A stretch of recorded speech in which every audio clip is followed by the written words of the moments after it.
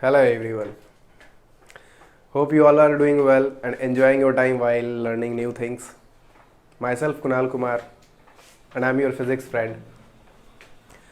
I'm here in front of you on the platform of the Guru Sisya webinar to share my a bit knowledge and teach you refraction today. Last class में हम लोग reflection पढ़े थे. आज हम लोग refraction पे discuss करने वाले हैं. लास्ट क्लास में हम लोग रिफ्लेक्शन के बारे में बेसिक से पढ़े थे. क्लास 8 का कुछ टॉपिक्स उठा करके 10 तक चले गए थे. Spherical mirrors, sign convention, mirror formula, magnification वगैरह सब पहुंचे थे. आज यहाँ पे भी हम लोग क्या करेंगे, रिफ्रैक्शन का बेसिक से जानेंगे. और इसमें भी एक लेंस फार्मूला आता है, इसके लिए भी मैग्निफिकेशन होता है, साइन कन्वेंशन. जो चीज़ हम लोग रिफ्लेक्शन में किए थे सेम चीज़ हम लोगों को रिफ्रैक्शन में भी करना है. क्लियर है? तो ज़्यादा टाइम ना लेते हुए रिफ्रैक्शन स्टार्ट करते हैं. आखिर रिफ्रैक्शन होता क्या है? What is refraction? रिफ्रैक्शन जब आप भी सुनिएगा, देखिएगा, पढ़िएगा कहीं तो लिखा हुआ रहेगा the bending of light from one medium to another medium. मतलब जब एक मीडियम से दूसरे मीडियम में पास कर रहा है तो जहां मीडियम चेंज हो रहा है वहां पर एक बेंडिंग हो जाता है इस लाइन का, लाइट का. That is known as refraction. जैसे एग्जाम्पल के तौर पर लिया जाए तो ये मेरा क्या रहा है, ये एक रीजन रहा जिसमें मीडियम 1 है. ये एक रीजन है जो मेरा किसी दूसरे मटेरियल का मीडियम. सीधी सी बात है. तो ये एक लाइन है जो कि दोनों मीडियम को डिफरेंशिएट कर रहा है. ये अलग मीडियम है, ये अलग मीडियम. इस लाइन को बोलते हैं हम लोग इंटरफेस. क्लियर है? चलिए इसके आगे क्या, एक रे ऑफ लाइट अगर मेरा मीडियम 1 से पास करता हुआ आ रहा है, मीडियम 1 में पास किया, इस पॉइंट इस इंटरफेस पे कोइंसाइड किया, यहां पर फॉल किया है, तो इसमें भी यहां पे मेरा नॉर्मल रहेगा. What will be the normal? Normal जो इस पॉइंट ऑफ इंसिडेंस के परपेंडिकुलर डायरेक्शन में रहेगा. अब ये एक रिफ्लेक्टिंग सरफेस नहीं है जैसा मेरा रिफ्लेक्शन में हुआ करता था. रिफ्लेक्शन में क्या हुआ करता था, एक रिफ्लेक्टिंग सरफेस हुआ करता था. But this is not your reflecting surface. ये एक इंटरफेस है जो दो मीडियम को डिवाइड कर रहा है. तो यहां पे क्या हो रहा है, हम लोग आइडियल केस मान करके चलते हैं. ठीक है, ऐसे आइडियल कुछ भी नहीं होता. There is nothing ideal in this universe. तो हम लोग यहाँ आइडियल मान करके चल रहे हैं कि जो इंसिडेंट रे आ रहा है कंप्लीटली रिफ्रैक्ट हो रहा है, कंप्लीटली ट्रांसफर हो रहा है फ्रॉम मीडियम 1 टू मीडियम 2. चलिए मीडियम 1 से मीडियम 2 की ओर इधर आया. ठीक है, मन में कुछ सवाल नहीं? मेरा मन में एक सवाल है, सर आप यही लाइन क्यों बनाए, ये लाइन क्यों नहीं बनाए, एक स्ट्रेट लाइन क्यों नहीं बनाई? ये बहुत सारा सवाल आ सकता था. आप सीधा ये वाला बना करके चल दिए तो हम कैसे मान लें? आप ये बना रहे, हम बोले ये मानने, हम बोल रहे हैं आपसे ये बनाने के लिए, तो आप ये बनाइए. स्ट्रेट आ सकता है, क्यों नहीं आ रहा है? बहुत सारा मन में सवाल आएगा.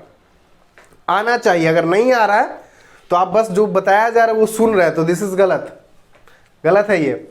मन में जब तक सवाल नहीं आया, कोई भी कुछ भी आकर के बोल दे आप मान लीजिएगा नहीं. तो कोई ऐसा बोल रहा है, क्यों बोल रहा है, कारण क्या है, तो ये सब जानना चाहिए कि ऐसा ही आप क्यों बोल रहे हैं. इसके बारे में अब हम लोग डिस्कस करें कि ये लाइन क्यों ले रहे हैं, ये भी लाइन हो सकता है क्या, ये क्यों नहीं हो रहा है. क्लियर है? चलो अब यहां पे एक बात ये भी आता है ना कि रिफ्रैक्शन हो रहा, रिफ्लेक्शन लास्ट टाइम पढ़े थे, रिफ्रैक्शन अभी पढ़ रहे हैं. कैसा कैसा सब्सटेंस है, इंटरफेस कहाँ आएगा, रिफ्लेक्टिंग सरफेस कहाँ आएगा, क्या होगा, नहीं होगा. अब बचपन में क्लास 7-8 में आप लोगों को बताया गया होगा ऑप्टिकली सब्सटेंस, ऑप्टिकल मटेरियल्स. इसमें आपको एक बताया गया होगा क्या, ट्रांसपेरेंट सब मटेरियल. फिर बताया गया होगा ट्रांसलूसेंट मटेरियल. एक आया था ओपेक सब्सटेंस. ये 3 सब्सटेंस के बारे में आप लोग पढ़े होंगे। ट्रांसपेरेंट, जिससे लाइट कंप्लीटली पास कर जाता है। ट्रांसलूसेंट, कंप्लीटली पास नहीं करता है, पार्शियली पास करता है। ओपेक, कुछ भी पास नहीं करता है, सारा का सारा रिफ्लेक्ट हो जाता है। क्लियर है? तो रिफ्रैक्शन में हम लोगों को ये 2 से मिलेंगे, ये रिफ्लेक्शन वाला पार्ट है। हाँ, कुछ पार्ट्स इसमें भी रिफ्लेक्शन वाले होते हैं, बट वो हायर क्लासेस का बात है, कितना पार्ट रिफ्लेक्ट होगा नहीं होगा वो सब बात की बात है। अभी हम लोग आइडियल मान करके चलते हैं कि नहीं भैया, जो भी आ रहा है मेरा कंप्लीटली रिफ्लेक्ट हो रहा है, जो भी आ रहा है कंप्लीटली ट्रांसफर हो रहा है एक मीडियम से दूसरे मीडियम तक। क्लियर है? तो हम लोग वही जानेंगे आज। रिफ्रैक्शन हो गया, तो आते हैं हम लोग रिफ्रैक्शन पे। थोड़ा सा कुछ कुछ सवाल मन में उठेगा, उसका आंसर आप लोगों को लास्ट में मिलता चला जाएगा। ऐसा नहीं है कि अभी प्रॉब्लम आया और तुरंत आंसर मिल जाए। कुछ कुछ चीज़ें के साथ ऐसा होता है ना कि अभी मन में रखिए, वो आंसर आपके अंदर से खुद आएगा। अच्छा, मेरा ये जो प्रॉब्लम था, धीरे पेशेंस रखे, इसका आंसर तो हम खुद दे दिए, ये होगा। देखो, चलो हम लोग अभी इसके बारे में पढ़ रहे थे। ये मेरा नॉर्मल है, ये मेरा क्या है, रिफ्लेक्टेड रे। चलो नामकरण कर देते हैं। ये रहा मेरा इंसिडेंट रे, ये मेरा रहा रिफ्रैक्टेड रे, ये इंटरफेस, ये रहा मेरा द नॉर्मल, ये जो है पॉइंट ऑफ इंसिडेंस कहलाया। ठीक है, ये एंगल I और ये एंगल R। यहां ये जो एंगल R है, एंगल ऑफ रिफ्रैक्शन कहलाता है, और ये angle I angle of incidence. Clear है यहां तक? चलिए, तो मन में सवाल सबसे पहला जो हम रेज किए थे कि ये इधर क्यों आया, उधर क्यों नहीं गया, इसका जवाब पे हम लोग आते हैं कुछ देर में। हम लोग इस पे अब लॉज भी पढ़ना है, लॉज ऑफ रिफ्रैक्शन। यहां पे भी 2 लॉ हैं। पहला लॉ क्या है? पहला लॉ यही बोलता है incident ray, normal, point of incident और ये रिफ्लेक्टेड रे सभी एक ही प्लेन पे लाई करेंगे। जैसे मेरा पहला वाला लॉ था ना रिफ्लेक्शन में कि incident ray, reflected ray, the normal और द पॉइंट ऑफ इंसिडेंस एक ही प्लेन पे लाई करता है। यहाँ पे भी वही कहानी, बस इंसिडेंट रे रिफ्लेक्टेड रे के जगह यहाँ पे मेरा रिफ्रैक्टेड रे आ रहा है, बाकी सब सेम है। दूसरा लॉ क्या है? दूसरा लॉ मेरा एक स्नेल्स लॉ से एक स्पेशल फॉर्म में 10th क्लास में अभी हम लोगों को एक स्पेशल फॉर्म पढ़ना है। हम डायरेक्ट वो फॉर्म लिखते हैं, उस फॉर्म से हम स्पेशल केस में लाएंगे। ठीक है, कहता है μ1 sin I is equal to μ2 sin R। ये मेरा दूसरा लॉ है। अब देखिए, अब हम लोगों को अभी इस सेशन में क्या पढ़ना है, हम लोगों के बुक में मिलता है sin I by sin R जो होगा म्यू होगा। ये म्यू क्या है जी? कांस्टेंट है, जिसका नाम क्या दिया हुआ है? Refractive index, refractive index. ये रिफ्रैक्टिव इंडेक्स होता क्या है, कुछ पल में जानने को मिलेगा हम लोग को। ये लॉ है, इसका स्पेशल केस ये डिराइव्ड है। ये म्यू कहाँ से आया? जब आप देखिएगा तो इसको देखिए, इसी से डिराइव किया गया है। साइन आर को इधर ले गया और μ1 को उधर ले गया। ठीक है, चलो तो क्या लिखते हैं इसको? Sine I by sine R is equal to μ2 by μ1। इस μ2 बाई μ1 को ही म्यू कहा गया है। ये μ2 क्या है? रिफ्रैक्टिव इंडेक्स है। μ1 क्या है? Refractive index. क्या है? किसका रिफ्रैक्टिव इंडेक्स है? ये μ2 जो है इस सेकंड पार्ट, इस सेकंड मीडियम का रिफ्रैक्टिव इंडेक्स है। μ1 क्या है? फर्स्ट मीडियम का रिफ्रैक्टिव इंडेक्स है। तो ये म्यू क्या है? दोनों मीडियम के रिफ्रैक्टिव इंडिसेस का रेशियो है। क्लियर है? कोई दिक्कत? अब यहां पे स्पेशल केस क्या किया गया है? इसके स्पेशल केस में हमारा बोल दिया गया μ1 का जो वैल्यू 1 होगा, जो कि हम लोग वैक्यूम के लिए यूज करते हैं। क्लियर है? वैक्यूम के लिए यूज करते हैं। और μ2 क्या होगा? और μ2 को बोल दिया गया है mu, which is used for the medium. ये मीडियम के लिए यूज होता है। क्लियर है? कोई दिक्कत? ये हम लोगों का स्पेशल केस कर दिया। μ1 जनरली क्या होता है? 1 होता है वैक्यूम के लिए। तो जब यहाँ पे μ1 का वैल्यू 1 पुट कीजिएगा और μ2 का वैल्यू म्यू पुट कीजिएगा, तो what you will get? sin i by sin r is equal to mu. Mu क्या है? कांस्टेंट, एक रिफ्रैक्टिव इंडेक्स का ये रेशियो बोलेंगे। ठीक है, केवल रिफ्रैक्टिव इंडेक्स नहीं बोलेंगे, ये रेशियो बोलेंगे। एक्चुअली ये रेशियो है ही। क्लियर है यहां तक? आखिर ये सब क्या होता है? एक मन में और सवाल आ गया, आप रिफ्रैक्टिव इंडेक्स जैसा वर्ड का यूज किया, ये रिफ्रैक्टिव इंडेक्स क्या है? ये भी रेशियो है। किसका रेशियो है? स्पीड ऑफ लाइट का रेशियो है with respect to something. With respect to what? अच्छा बताओ, रिफ्रैक्टिव इंडेक्स जो है, जैसा अभी हम बोले रेशियो है स्पीड ऑफ लाइट का, किसके किसके बीच का स्पीड ऑफ लाइट का रेशियो है?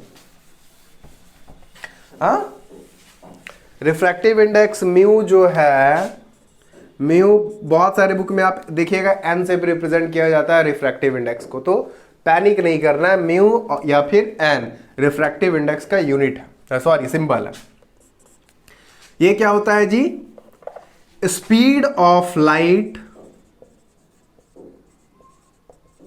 इन air by speed of light in medium.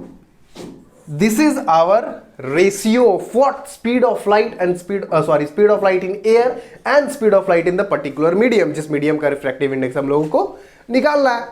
अगर जैसे मान लीजिए ये मेरा कोई मीडियम रहा जिसका रिफ्रैक्टिव इंडेक्स, चलिए नहीं पता कि रिफ्रैक्टिव इंडेक्स कितना है इसका, हमको ये पता कि इस मीडियम में ये जो लाइट रे है, लाइट रे का जो स्पीड है कुछ गिवन है, मान लीजिए 2.25 इंटू 10⁸ मीटर पर सेकेंड, ये पता है। Speed of light in air C होता है 3 इंटू 10⁸ मीटर पर सेकेंड, ये पता है।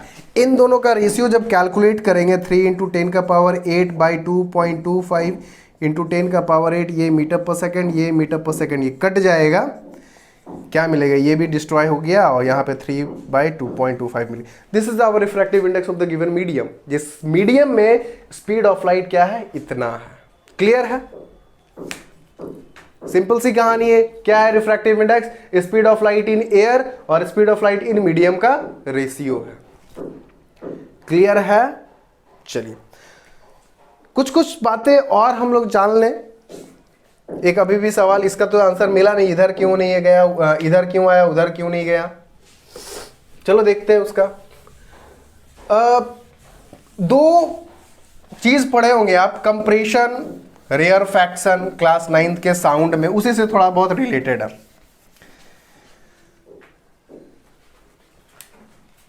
क्या पढ़े थे? एक होता है डेंसर मीडियम, एक होता है रेयरर मीडियम। ये डेंसर मीडियम और रेयरर मीडियम क्या है, ये अब हमको बताइए। डेंसर मीडियम नाम सुन लिए, रेयरर मीडियम नाम सुन लिए, क्या है? देखिए,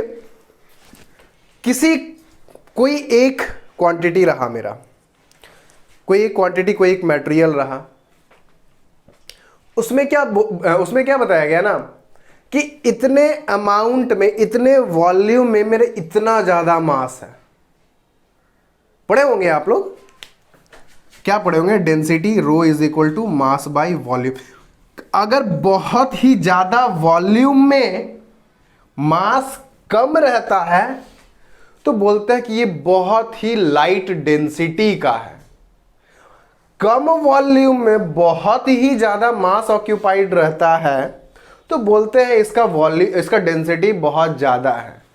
एक मीम पढ़े होंगे आप लोग, देखे होंगे। एक टीचर पूछता है, चलो बच्चों बताओ तो 1 kg रुई ज्यादा है या 1 kg लोहा ज्यादा है?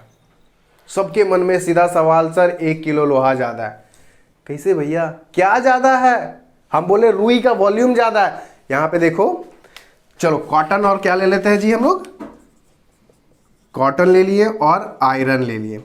इसका वेट कितना है 1 kg, इसका वेट कितना है जी 1 kg, ठीक है। इसका वॉल्यूम अगर देखा जाए तो इसका वॉल्यूम काफ़ी लार्ज होगा, बट इसका वॉल्यूम देखा जाए तो बहुत ही कम वॉल्यूम में, बहुत मतलब लीस्ट वॉल्यूम होगा इसका। डेंसिटी का बात किया जाए, रो इसका क्या होगा जी, इसका डेंसिटी बहुत कम होगा, लाइट बहुत लीस्ट होगा। और इसका डेंसिटी क्या होगा जी, बहुत ज़्यादा हाई होगा। तो सवाल आया, आप पूछे क्या ज़्यादा होगा, क्या आप मेंशन किए हैं क्या ज़्यादा होगा, वॉल्यूम ज़्यादा होगा या फिर डेंसिटी ज़्यादा होगा। एक केस में कॉटन के लिए वॉल्यूम ज़्यादा हो रहा है, एक केस में आयरन के लिए डेंसिटी ज़्यादा हो रहा है। मेरा सवाल ही अधूरा था, सवाल ही अधूरा था कि क्या ज़्यादा है, 1 किलो रुई ज़्यादा है या 1 किलो लोहा ज़्यादा है। ये सवाल रहा था अधूरा, क्या ज़्यादा, वॉल्यूम किसका ज़्यादा होगा या डेंसिटी किसका ज़्यादा होगा, ये पूछना था ना हमको। सीधा सीधा बोले मास तो दोनों का सेम है। क्लियर है। तो अब यहां पे अब हम लोगों को मीडियम से रिलेट करना है। मीडियम हमारा यहां पे जो भी मीडियम है ना, मैक्सिमम समझ लीजिए ट्रांसपेरेंट मीडियम होना चाहिए मेरा। ये ट्रांसपेरेंट मीडियम भी मेरा कुछ इसी तरह से डिसाइडेड है, ठीक है। कम वॉल्यूम में ज़्यादा मटेरियल्स, ज़्यादा एटम्स ऑक्यूपाई करेगा इस ट्रांसपेरेंट मीडियम का, तो वो डेंसिटी ज़्यादा होगा, डेंसर मीडियम कहलाएगा। और जिसका ज़्यादा वॉल्यूम में बहुत कम अमाउंट ऑफ एटम्स और मॉलिक्यूल्स रहेगा इस ट्रांसपेरेंट मीडियम का, तो वो रेयर फ्रैक्शन मीडियम कहलाएगा, ठीक है, रेयर मीडियम कहलाएगा। तो यही हम लोग को जानना है। तो इसके लिए एक रूल निकाला गया था कि अगर, क्या रूल था जी, कि अगर रेयरर मीडियम से अगर लाइट मेरा डेंसर मीडियम की ओर जाएगा तो टुवर्ड्स नॉर्मल बेंड करेगा मेरा लाइट। जो रिफ्लेक्टेड रे है वो टुवर्ड्स द नॉर्मल बेंड करेगा, मतलब जिधर की ओर नॉर्मल है नॉर्मल की ओर जाना चाहेगा।